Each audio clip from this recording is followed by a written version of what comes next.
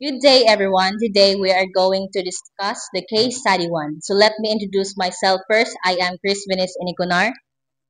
I am Lovely Joy Igtos. I'm Dibjod Inerol. I am Dorothy Gales. I'm Janet Jillian Gana. Case Study 1. Nanotechnology Pesticides India. Overview.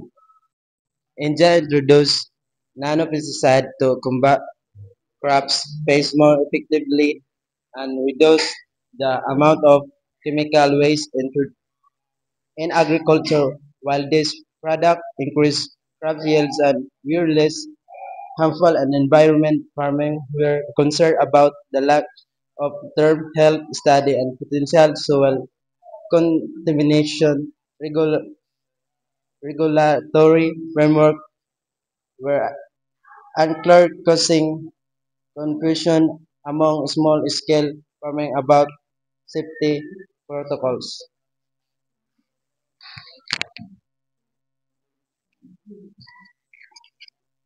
Discussion question. How do ancillary regulation impact farmers touch on new technologies like nanopesticides? So, ang nanopesticides are pesticides formulated at the nanoscale, meaning they are composed of or utilize nanoparticles. So, ang mga materials sa nanoparticles is like ceramics, metals, and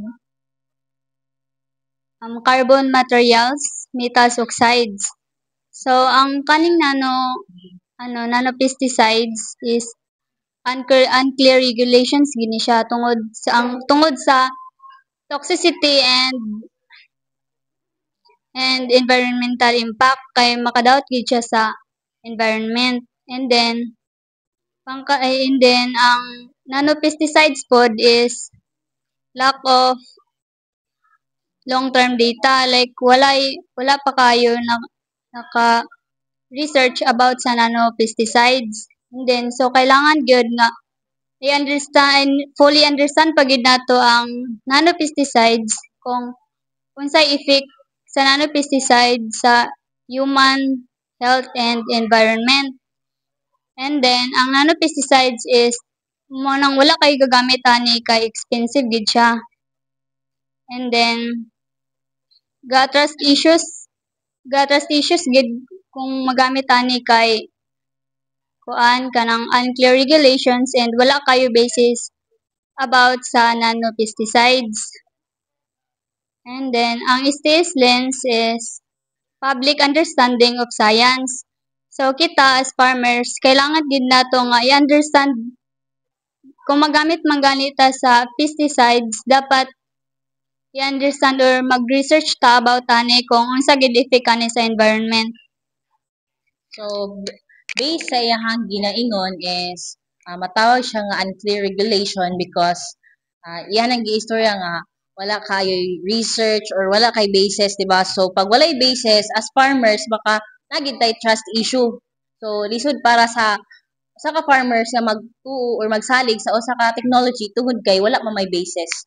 So, mao to siya rin. Public understanding of science because need sa farmers nga masabtan ang um, risk of benefits sa nanopesticides or nanotechnology. What role should the government play in the balancing innovation and safety for small-scale farmers? So, ang rules sa government is, example is to invest research and development. So, example ana is public funding. One of the agency nga makatabang ana nila is a Land Bank of the Philippines, which offers various loan programs for farmers and or fisher folks. So kana siya nga kanang bank is makatabang sa pag-loan sa mga farmers bitaw nga magamit nila.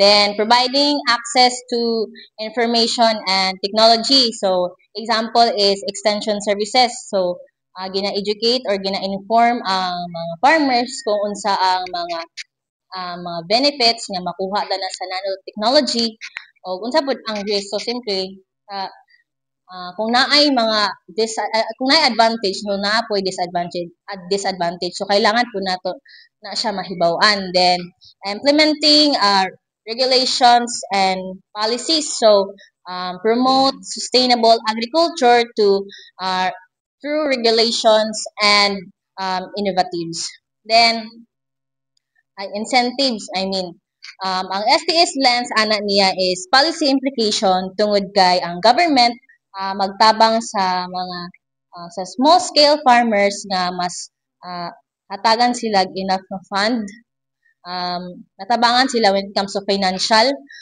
mas ma-educate sila sa unsa ang nanotechnology o to sustain ang ilahang agriculture nga ginahimo as a farmer.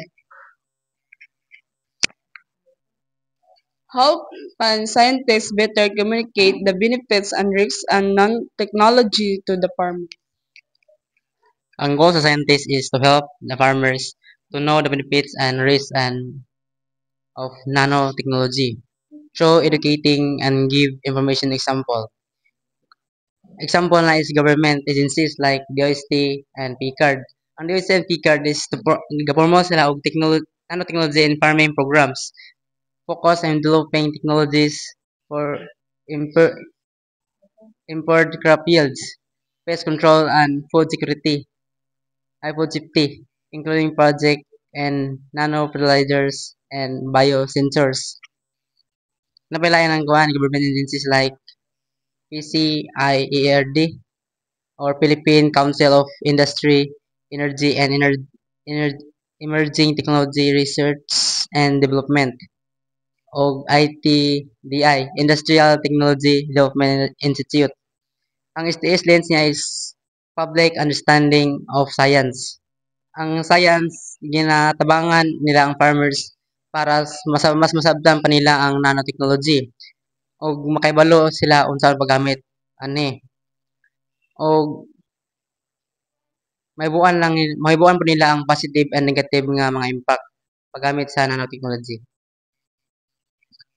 So, ang way para sa mga scientists is to kanang hatag og information sa mga farmers through research, conduct or to educate sa ilaha sa paggamit kung unsa ang mga benefits, unsa ang mga risks. Example is atong kanang sa mga risk niya is ang toxicity o kanang sa health impact o environmental impact. So, mao to siya. That's all. Thank you.